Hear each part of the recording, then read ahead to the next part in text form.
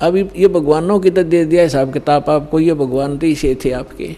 अब जिनको आप ऋषि महर्षि मानते थे, दुर्वासा जी को तोप मानते थे कि बड़े महापुरुष हैं, वो तो नीच थे एक नंबर के। सूक्ष्म वेद के अंदर परमात्मा ने कहा है कि दुर्वासा कोपे तहाँ, दुर्वासा वहाँ क्रोधित हुआ। किस बात पे? बच्चों ने मजाक कर दिया कि बिजली गिर गई थी, साधु संत ठीक है बेटा भाग जाओ, खबरदार आगे बकवाद करीत है निकम्यो। ऐसे करते संतों के साथ मजाक करते, इतना कह के छोड़ सके था। और श्राप दे दिया तुम्हारा नाश होगा। आम व्यक्ति से भी गिरे हुए थे ये लोग जिनको मैं ऋषि माना करते थे। एक बुजुर्ग आदमी बड़े आदमी से को बालक मजाक भी कर ले, उसको इतना भयंकर श्राप दिया करते हैं। पुरात्माओं जैसे किसी के हाथ में बंदूक है, पिस्टल है, और कोई बालक मजाक कर दे और उसका वो गोली मार दे, वो तो एक ढेर आदमी होगा समर्थ, उसको पता है तो कितनी भयंकर वस्तु लिए यार, किसके ऊपर दाग रहा है। वो नीच व्यक्ति होता है, मजाक करने पे भी इतनी भी सहन नहीं कर सकता। तो इस स्थिति के थे वो ऋषि, उनके पास ये हथियार थे वचन के और श्राप देने के। तो यहाँ सूक्ष्म वेद में लिखा है कि दुर्वासा को पे तहाँ क्रोधित हो गए और समझ न आई नीच, ये भी नहीं सोचा तू क्या करने जा रहा है। और 56 करोड़ यादव कट गए और वहाँ मची रुद्र की कीच, यानी रक्त की गारा मच गई, खून की गारा मच गई। 56 करोड़ आदमी जहाँ लाश हो जाए और नदी बह कर चल पड़े खून की, रक्त की। तो यहाँ पुण्यात्माओं, ना तो ये भगवान समर्थ जिनको हम पूजा करते, ना ये ऋषि एक अन्य के जिनको ज्ञान ही नहीं था, इनको ये नहीं पता भगवान कौन है। अब ये भगवान के लिए निकले थे घर से, साधना करेंगे, भक्ति करेंगे। अंगार, जहाँ अंगारों से शीतलता की खोज करने लगे, अंगारों पर चलने के अभ्यस्त हो गए। थोड़ी आँच को भी हम, थोड़ी ही आग को, आँच को हम सुख मान रहे। झूठे सुख को सुख कहे, ये मान रहा मन मोद, ये सकल चबीना काल का, कुछ मुख में कुछ गोद। अब परमात्मा क्या कहते हैं? भाई तन दर सुखिया कोई न देखा, जो देखा सो दुखिया हो। उदय अस्त की बात करे मन, सबका किया विवेका हो, सबका किया विवेका हो। तन दर सुखिया कोई न देखा, जो देखा सो दुखिया हो। उदय अस्त की बात करे मन, सबका किया विवेका हो, सबका किया विवेका हो। भाई घाटे बाधे सब जग दुखिया, के गृहस्थी बैरागी हो। घाटे बाधे सब जग दुखिया, के गृहस्थी बैरागी हो। सुख देव ने दुख के डर से, गर्भ में माया त्यागी हो, गर्भ में माया त्यागी हो। तन दर सुखिया कोई न देखा, जो देखा सो दुखिया हो। उदय अस्त की बात करते हैं, मन सबका किया विवेका हो, सबका किया विवेका हो। भाई जंगम दुखिया योगी दुखिया, तपस्वी को दुख दूना हो। जंगम दुखिया योगी दुखिया, तपस्वी को दुख दूना हो। आशा तृष्णा सब में व्यापे, कोई महल न सुना हो, कोई महल न सुना हो। तन दर सुखिया कोई न देखा, जो देखा सो दुखिया हो।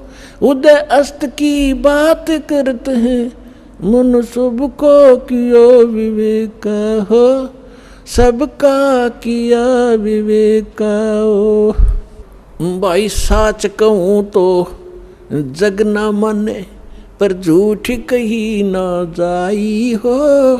साच कहूँ तो ये जग ना माने, पर झूठ कही ना जाई हो। ये ब्रह्मा विष्णु शिव जी दुखिया, जिन ये राह चलाई हो, जिन ये राह चलाई हो। तन दर सुखिया कोई न देखा, जो देखा सो दुखिया हो।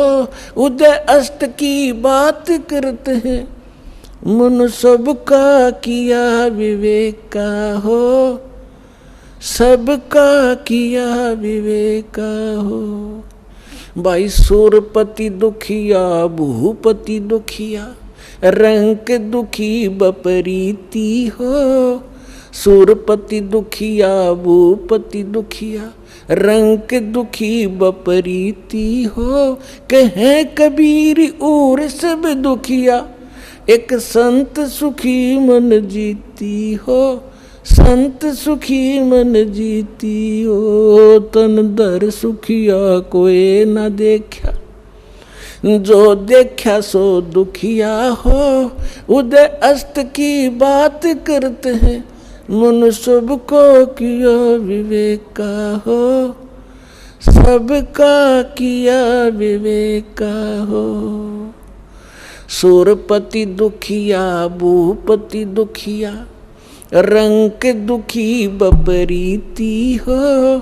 सूरपति दुखिया भूपति दुखिया, रंक दुखी बपरीती हो। कहे कबीर और सब दुखिया, एक संत सुखी मन जीती हो, संत सुखी मन जीती हो। तन दर सुखिया कोई न देखा, जो देखा सो दुखिया हो। उदय अस्त की बात करते हैं, मन सबका किया विवेक का हो, सबका किया विवेक का हो। पुणात्मा सौभाग्य आपका और धन आपके माता पिता जिनसे जन्म हुआ।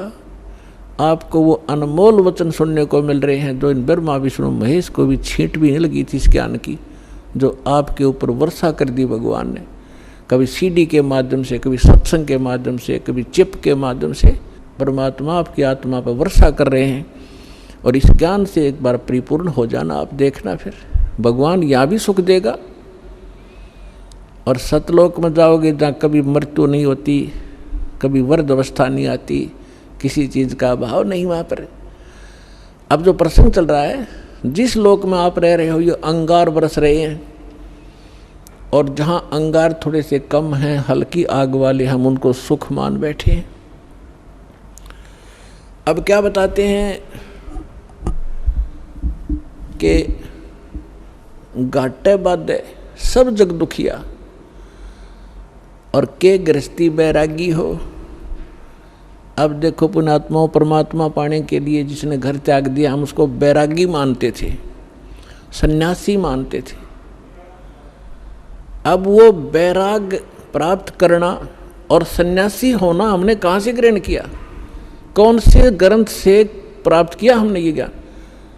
श्रीमद् भगवत गीता अध्याय नंबर 4 के, श्रीमद् भगवत गीता अध्याय नंबर 3 के श्लोक नंबर 4, 5, 6, 7 में स्पष्ट वर्णन किया है कि अर्जुन, यदि तू काम छोड़ के कर्म सन्यासी बन गया, जंगल में जा बैठा, तेरा निर्वाह कैसे होगा, पेट कैसे पालेगा तू?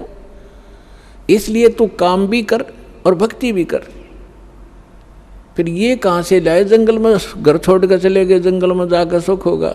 जंगल में कैसे सुख होगा, वन में? अब घर में सारी सुविधा आपको, समय पर रोटी मिल रही है, झोपड़ी है, मकान है, जैसा भी आपको सुविधा क्रमानुसार मिली है, उसको उसमें संतोष करो और उसमें बैठ कर अपना भक्ति करो। समय पर भूख लगेगी तो खाना खाया, भूख समाप्त हुई, वह इच्छा खत्म हुई, वो कल्पना समाप्त हुई तो भक्ति करेगा। यदि रोटी मिली नहीं तो भक्ति कैसे करेगा? उसी को सोचता रहेगा कहाँ से लाऊं, कैसे मिलेगी। रोटी का सुमन होगा, वो भगवान का नहीं होता। अब जैसे घर छोड़कर चला गया, वैरागी बन गया, वहाँ जाके गर्मी भी लगेगी, सर्दी भी आवेगी, वर्षा भी होगी, उसके लिए फिर झोपड़ी डालनी पड़ेगी उसने, वहाँ झोपड़ी या गुफा खोदनी पड़ेगी। और भूख लग गई फिर गांव में जाना पड़ेगा मांगने के लिए, दिए माई गालिए दिए एक रोटी। अब जब तक रोटी ना मिलेगी तो ना भगवान तो याद आवे कोई ना, और रोटी याद आऊंगी उसके। तो परमात्मा के जो साधना करनी चाहिए, जो उसका तरीका है, वो तुम्हें पता नहीं। आप फिर ये सोच बैठे कि उन्हीं को भगवान मिलता होगा जो जंगल में चले जाते हैं, खड़े होकर तप करते हैं, दोनों के ऊपर तपते हैं। ये तो मूर्खों की साधना थी। परमात्मा कहते हैं कि दंभ करें, दंभ माने पाखंड है। लोग दिखावा ड्रामा करते हैं, बैठ जाएंगे कि तो धूना लगा के ऊंचे से स्थान पर बैठेंगे ना, खूब दूर तो सब न दिखे महात्मा बैठा है, ताकि दुनिया आने लग जाए और उसकी पूजा शुरू हो जाए। डंभ करें, डूंगर चढ़ें, डूंगर माने पहाड़ पर बैठ जाते हैं जाकर ये लोग नकली। डंभ करें डूंगर चढ़ें, अंतर झीनी जूल, और जग जाने बंदगी करें बो सुल बबूल। होय होय। परमात्मा अपने सूक्ष्म वेद में कहते हैं कि दुनिया तो जनता तेने सोचा ये भक्ति कर रहा है, बड़ा महापुरुष है, दूल्हा लगा के बैठा है और कपड़े भी त्याग रखे, लंगोट बांध रखा है। और परमात्मा कहते हैं जग जाने बंदगी करे, भक्ति करे, यो बोवे सुल बबूल। तप से जो तपस्या वो करते, जैसे दुर्वासा ने खूब तपस्याएं की थी और क्या प्राप्ति की, अंगारे भर लिया अपने अंदर, तोब ये बकवाद सिद्धि की, वचन से किसी का नाश कर देना।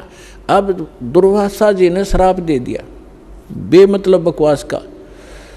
अब उसने उसके बैड अकाउंट में लिख दिए, वो 56 करोड़ मानस व्यक्ति उसने मार दिए वचन से,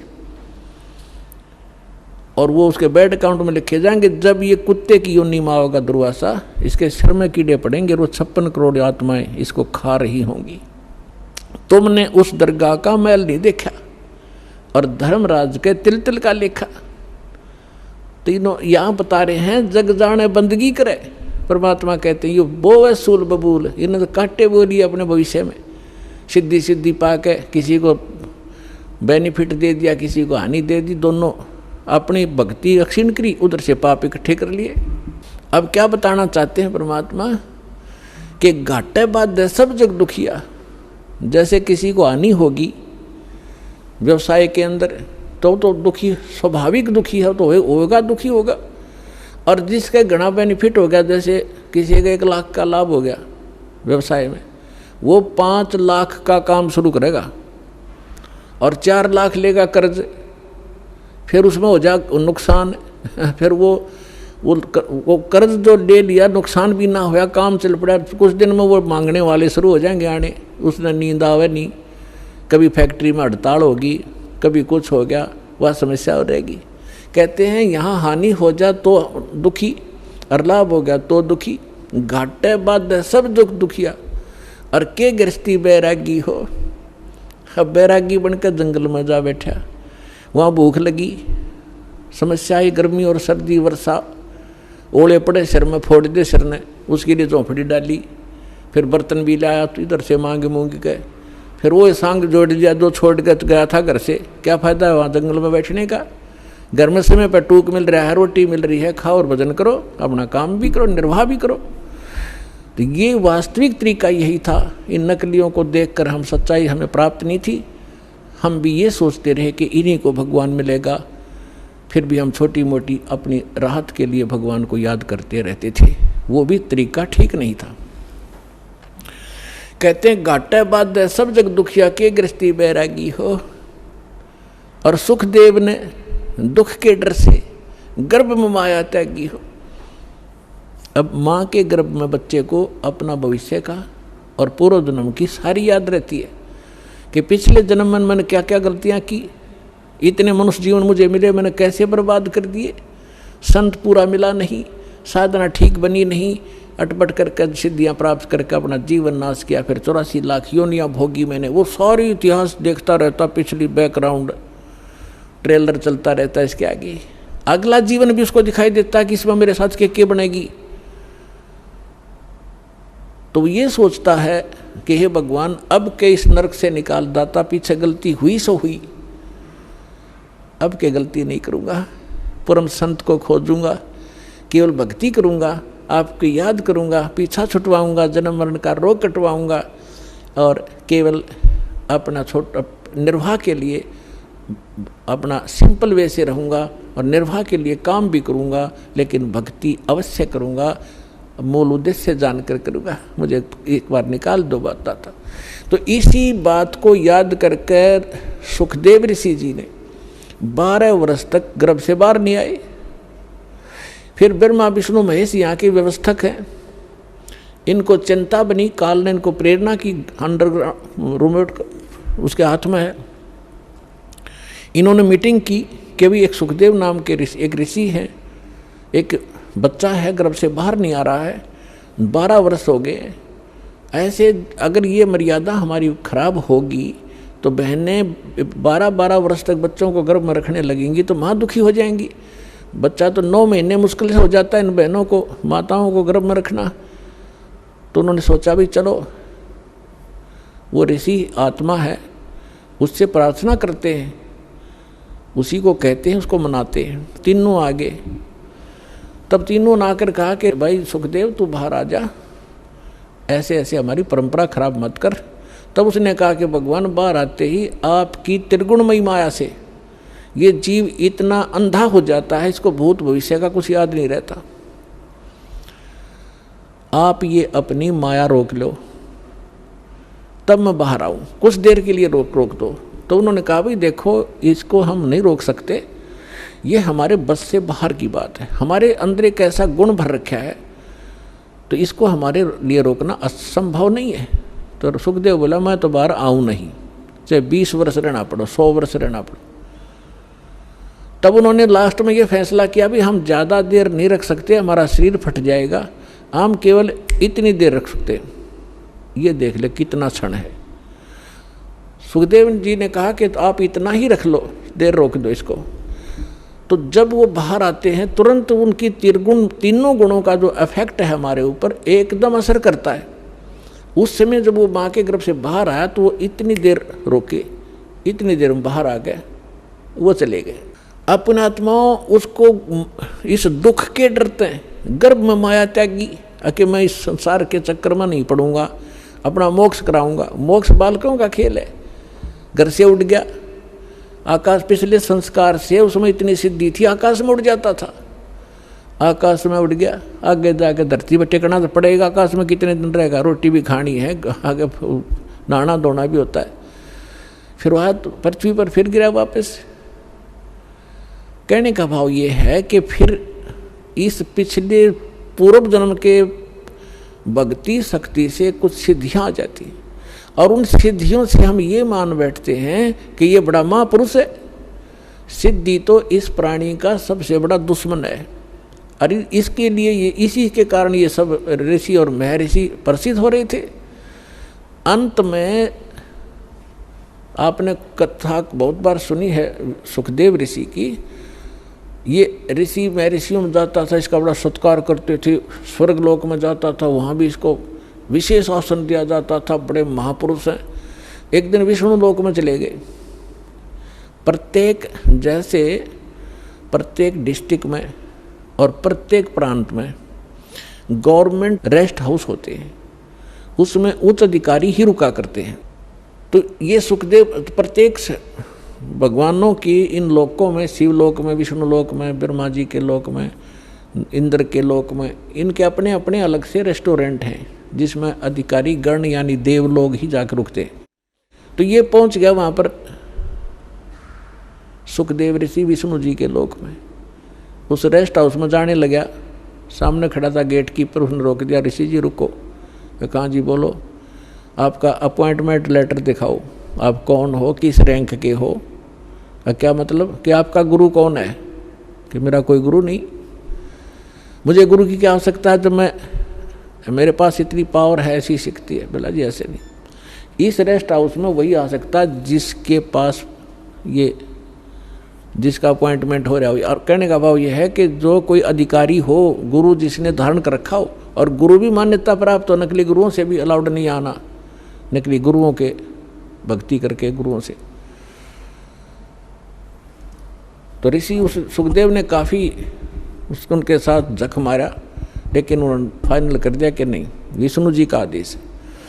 तब ऋषि ने सोचा था, सुखदेव ऋषि ने, कि विष्णु जी बड़े खुश होंगे मेरे तय, मैं ऐसी भक्ति की हुई है और वो भगत बछल है। तो सुखदेव ऋषि ने कहा कि विष्णु जी से बात कराओ मेरी, तुम मुझे क्यों नहीं जाने दे रहे हो। तो वो पहरेदार गए विष्णु जी के पास, बाकी वहीं खड़ा रहा एक दो, कि भगवान ऐसे एक ऋषि आए हैं, सुखदेव नाम बता रहा है, और वो जिद कर रहा है इस स्वर्ग के अंदर रेस्टोरेंट में जाने का, रेस्ट हाउस के अंदर जाने की। तो विष्णु जी ने पूछा, फिर आपने मना क्यों किया? कि उन्होंने बताया कि उनका गुरु नहीं है कोई, निगुरे हैं, वो अधिकारी नहीं, और आपका आदेश है कि जो निगुरा व्यक्ति हो, जिसका गुरु नहीं हो, इसमें अलाउड नहीं है। आदेश दो भगवान, क्या आदेश है आपका? कि बिल्कुल ठीक है, नहीं जाना चाहिए। अब वो जिद कर रहा है कि मैं भगवान से बात करके ही वापस जाऊंगा, नहीं तो यही बैठूंगा। तो भगवान विष्णु ने आए बाहर। अब ऋषि जी ने सोचा तो यूँ था कि विष्णु जी बड़ी शाबाशी देंगे मेरे को, और ये सोच रहा था कि ये पहरेदार गेट कीपर ये मुझे जानबूझ कर हरास कर रहे हैं, विष्णु जी तो आते मुझे सीने से लगाएंगे, भगत वत्सल भगवान हैं, सतोगुणी हैं। जब भगवान विष्णु ने आकर पूछा कि ऋषि जी क्या वाद विवाद है तुम्हारा, यहाँ कैसे आए आप, तो आधा फ्यूज तो वहीं हो गया भगवान के चेहरे को देखकर कि आज ठीक ढंग से बोल नहीं रहे। तब ऋषि ने कहा कि सुखदेव ने जी, मैं ऐसे ऐसे, सुखदेव नाम है मेरा, और मैं रेस्ट हाउस में, इस रेस्टोरेंट में जाना चाहूँ था स्वर्ग में, इन्होंने मना कर दिया जाना, इन्होंने मुझे रोक दिया। तो भगवान विष्णु ने उन्हीं के सामने पूछा पहरेदारों से, अभी क्यों रोक दिया आपने ऋषि जी को? पहरेदारों ने बताया कि आपका आदेश है, जिनका गुरु नहीं है, मान्यता प्राप्त गुरु, वो इस आपके रेस्टोरेंट यानी इस आपके स्वर्ग में अलाउड नहीं है। तब विष्णु जी ने पूछा, क्यों ऋषि जी, आपका कोई गुरु नहीं? अक नहीं जी। सुखदेव बोले, नहीं मेरा कोई गुरु नहीं, कि जाइए आप यहाँ से और गुरु बना कर आइए यहाँ पर। अब देखो, अभी तक हम क्या देखा करते, दास ने खूब देखा, जिन्होंने लाल कपड़े पहन लिए और कोई गुरु पद प्राप्त कर लिया, घर त्याग दिया, सन्यास हो गए, ब्रह्मचारी हो गए, तो वो ये सोचा करते गृहस्थी तो एक नेग्लेक्टेड आदमी है। उनको ये जैसे पहले शूद्रों को सोचा करते थे, इनकी ऐसी दृष्टि थी इन ऋषियों की कि गृहस्थी तो एक वैसे रिजेक्टेड आदमी होता है, आदरणीय नहीं होता। अब सुखदेव ऋषि ने कहा कि जी मैं किसको गुरु बनाऊं, मेरे योग्य गुरु पृथ्वी पर नहीं है। तो भगवान ने कहा कि ऋषि जी ये भी तेरा वहम है, तेरा अहंकार बोल रहा है, और जाइए राजा जनक से को गुरु बनाइए। राजा जनक को गुरु बनाना, जो सीता जी के पिताजी कहलाए थे राजा जनक। अब राजा जनक के काफ़ी रानियां थी, गृहस्थी थे और भगत भी थे। अब सुखदेव ऋषि इतना अहंकारी कि गृहस्थी लोग, राजा लोग तो मेरे चरण छूते हैं, और मैं गृहस्थी को जाकर के, राजा को जाकर के नमस्कार करूं, क्योंकि गुरु बनाना है तो प्रणाम भी करना है, दंडवत भी करनी है, मत्था भी रगड़ना है। अहंकार खड़ा हो गया, वहां से तो आ गया, लेकिन वो दूसरे स्वर्ग में, कॉमन स्वर्ग है इंद्र का लोक, उसमें ये चला जाता था। जब उसमें दोबारा गया उस दिन, उसका चेहरा उतरा हुआ था। अन्य जो देव वहाँ बैठे थे वो कहने लगे, ऋषि जी आज क्या बात है, मायूस बहुत हो तुम। तब ऋषि ने कहा कि ऐसे ऐसे मैं विष्णु जी के लोक में गया था, भगवान ने मुझे स्वर्ग में प्रवेश करने से मना कर दिया। तो जितने भी वहाँ बुद्धिमान भगत संत महात्मा बैठे थे, ऋषि और देव, वो कहने लगे ये बात दचीनी, सुखदेव आपकी बात हमारे गले नहीं उतर रही कि भगवान विष्णु और आपको ऐसे अनादर किया आपका, नहीं कोई बात बता, गलती क्या है। तब उसने बताया कि भगवान ने कहा कि तू गुरु नहीं बना रखा, इसलिए आप यहाँ रहने के अधिकारी नहीं हो। तब उन महापुरुषों ने जो वहाँ बैठे थे बुद्धिमान, उन्होंने कहा कि सुखदेव आपका कोई गुरु नहीं है? कि नहीं मेरा कोई गुरु नहीं है। धिक्कार है तेरे जन्म को। सभी ने एक स्वर में बोला जो बुद्धिमान होते, क्या करेगा तू इस मिट्टी का? ये बैटरी तार दे, तेरी कुछ दिनों में ख़त्म हो जाएंगी ये सब सिद्धियाँ, और कीड़े मकोड़े की पशुओं की योनि में जाएगा, गधा बनेगा, गुरु धारण करना पड़ेगा। और फिर दूसरा भगवान ने कह दिया, फिर अग्रम अग्रम कैसी भले आदमी, जब भगवान विष्णु ने कह दिया उसको, तो उसी को तुम भगवान मानते हो, तो उसी ने कह दिया गुरु बना, और फिर भी तेरे अंदर ये अग्र मग्र है, तो काहे का तू ऋषि है। तब वहाँ क्या कहता है वो भाई, राजा जनक गृहस्थी भाई, कैसे शीस निभाऊं जाई। सुखदेव बोले ज्ञान विवेका, हम स्त्री का मुख नहीं देखा। देख कहाँ अड़गी काल की आंट, अड़ंगा कहाँ डालिया उसने, कि राजा जनक गृहस्थी भाई और कैसे शीश निभाऊं जाई। और बोले सुखदेव ज्ञान विवेका, अपनी बुद्धि से उसने खूब सोच समझ गया बात कही कि मैंने स्त्री का मुख नहीं देखा, मैं तो बाल ब्रह्मचारी हूँ, और राजा एक गृहस्थी आदमी है, उसके घनी नारायणियाँ भी कई हैं, और उसको कैसे माथा टेकूंगा, कैसे सिर झुकाऊंगा, मेरी तो नाश हो जाएगा इज्जत का। तब ऋषि बोले भाई इज्जत ले ले, अर्थे भगवान ना तो अगली जन्म में गधा बनेगा, या सारी इज्जत तेरी बिखरती फिरेगी ऋषि जी। अब उसको फिर एक झटका लगा एकदम, क्योंकि महात्मा भगत है वो, चल भगवान के लिए भटक रहा है, उसके अंदर जगह है भगवान की, लेकिन अज्ञान अहंकार, अज्ञान से अहंकार बनता है। तो उसको एकदम झटका लगा और उसकी एकदम पिछला बैकग्राउंड चल पड़ी। उसको थोड़ी सी झलक दिखाई दी कि एक समय ये सुखदेव ऋषि 84 लाख योनियों भोग रहा था, गधे की योनि में जन्मा था और अंधा हो गया। कुम्हार ने उसको त्याग दिया, जंगल में चला जा रहा था, एक पगडंडी पे अटकल सी लगाता हुआ, आगे जाके एक नाला था थोड़ा सा 2.5-3-4 फुट का, लोग उसके ऊपर से कूद जाते थे और उसको कदम रख जाते थे आगे पीछे, ऐसे कोई इक्का दुक्का जाता था उस रास्ते से। तो सुखदेव यानी उस गधे अंधे ने वो दिखा नहीं नाला, और उस नाले में फंस गया, आगे मुंह टिक गया, पीछे तो बैक लाग गई।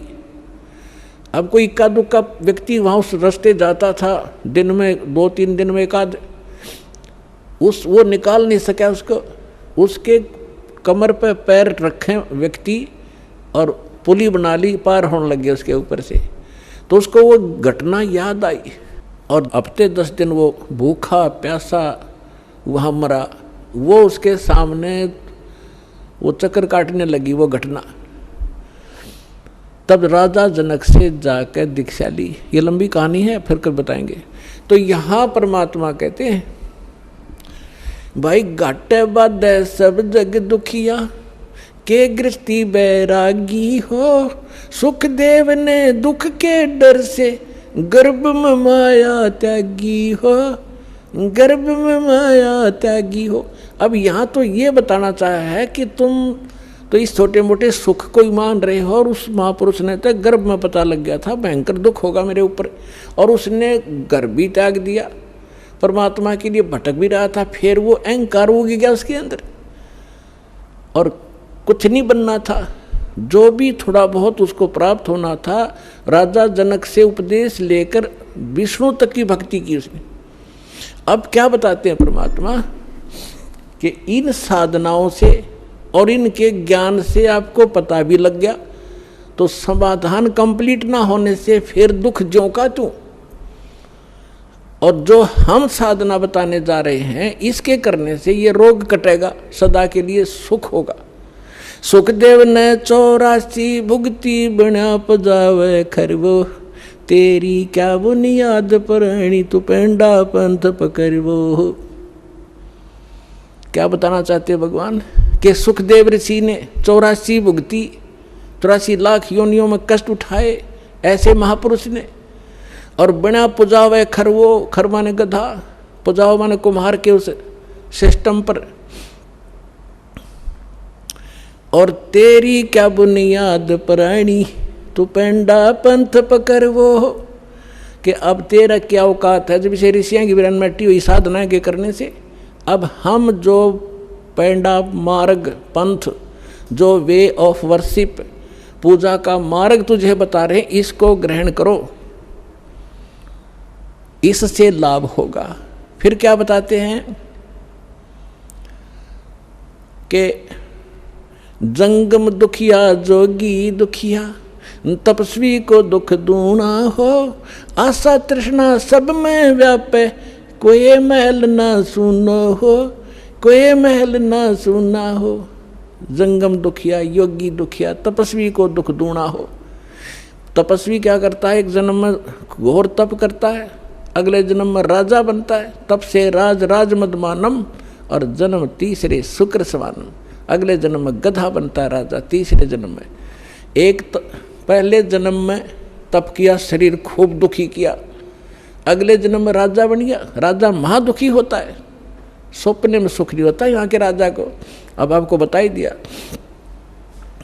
कहते तपस्वी को दुख दूना हो, पहले तपस्या करने में दुख और फिर राज करे, सपने में भी नींद नहीं आती, रात को भी नींद नहीं आती, घुटी लागे पड़े रात में राजा, ये छोटे मोटे सुख। अगले दिन में गधे की योनि में जाएगा तीसरे, तप से राज राज मदमानम, और जन्म तीसरे शुक्र सवानम, कुत्ता और गधा बनता है। और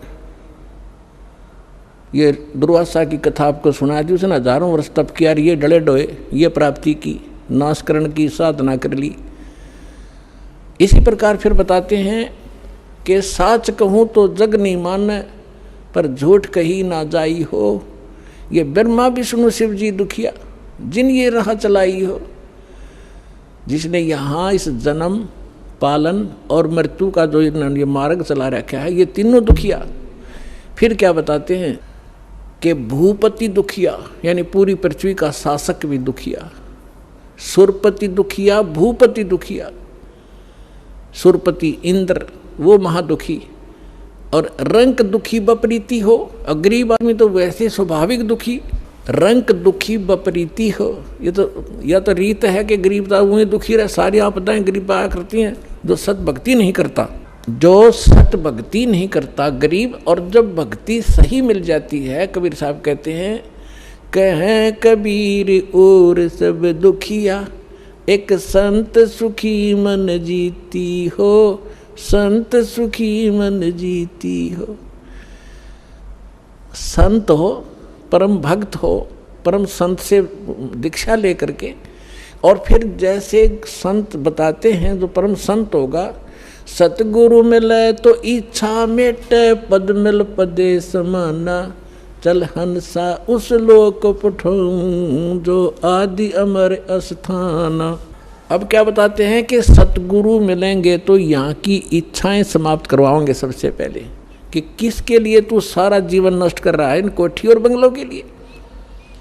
1 मिनट में मृत्यु हो जाती है, जोड़ा जाड़ा सारा छोड़कर गधा बनकर घूम रहा होता है। तो कहते हैं जब संत वो भक्त सुखी होगा, जो इस तत्व ज्ञान के आधार से अपना जीवन सफर तय करेगा, और कोई इस पृथ्वी पर सुखी नहीं हो सकता। समर्थ का शरणाग हो रघुहोरी हो, और कदे न हो ए काज राम रंग होरी हो। समर्थ की शरण में आओ, यहाँ के अंगार भी बुझा देगा आपके लिए, आपके जीवन में कांटे भरे उनको साफ कर देगा, और आपको यहाँ भी सुख देंगे, सतलोक में ले जाएंगे, आपका पूर्ण मोक्ष कराएंगे। अब आपको कुछ भक्तों के अनुभव सुनाते हैं। पुणात्माओं, आप इतनी दूर से आते हो, और किस लिए? एक एक अक्षर को ध्यान से सुना करो। जैसे एक अच्छे विद्यार्थी होते हैं, प्रत्येक लेक्चर का प्रत्येक शब्द घोट लिया करते हैं, एक अक्षर को भी नहीं जाने देते कहीं हम फेल ना हो जाए। तो इस प्रकार आपको परमात्मा ने इतना समय दिया है, कितनी दूर से आपको लेकर आए हैं। करे करावे साइया मन में लहर उठा, दादू सरदर जीव के आप बगल हो जा। भगवान ही आपको लाता है, आपको प्रेरणा करता है, आपके 100 कामों को सेट कराता है, तब आपको यहाँ ला पाता नहीं। काल आड़ नहीं दे आपको, ना जाने कहाँ धक्के खुआवा सारा दिन, और मृत्यु को प्राप्त हो जाए उसे डले ढो ढो के। ये मालिक की मेहर आपके ऊपर, आपको परमात्मा यहाँ लाते हैं, अपनी अमर कथा सुनने का थोड़ा सा समय निकलवाते हैं। इसको ध्यान से सुना करो। सत साई।